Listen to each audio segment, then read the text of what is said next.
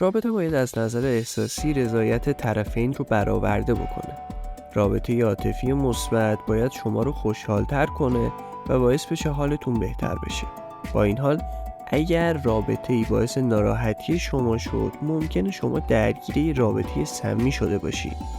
توی این ویدیو 5 تا نشونه مهم رابطه سمی رو بهتون میگم. 1. عدم اعتماد.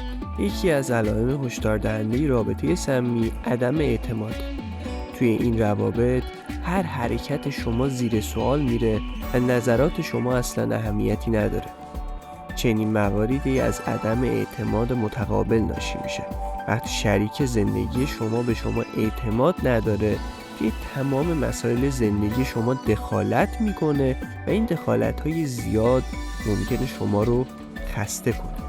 اعتماد پایه و اساس هر رابطه سالمیه و اگه اعتماد توی رابطه شما وجود نداشته باشه، شما وارد یک رابطه سمی شدید. شماره 2. بی‌احترامی کردن. احترام گذاشتن به همدیگه علامت یک رابطه سالم.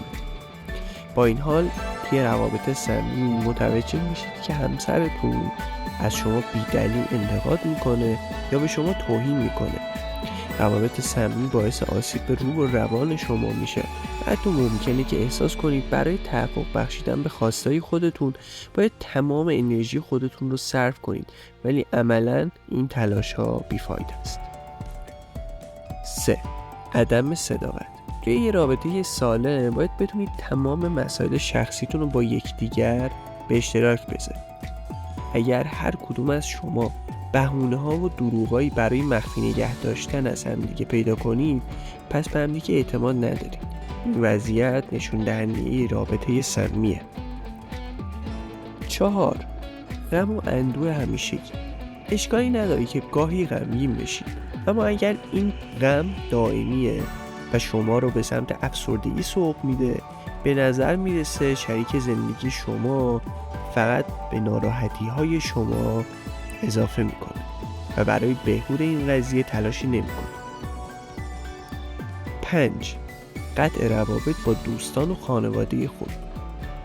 روابط سمی میتونن اونقدر طاقت فرسا باشن که شما مجبور بشید که دوستا و خانواده‌تون رو ترک بکنید و یا اونها رو نادیده بگیرید. اگه برای جلوگیری از درگیری با همسرتون روابط خودتون رو با دوستاتون و خانواده‌تون متوقف کردید، این نشونه یه رابطه سمی. توی کامنت ها لطفاً بهمون بگید دیگه چه علامت‌هایی برای رابطه‌های سمی میشناسید که ما اشاره بهشون نکردیم.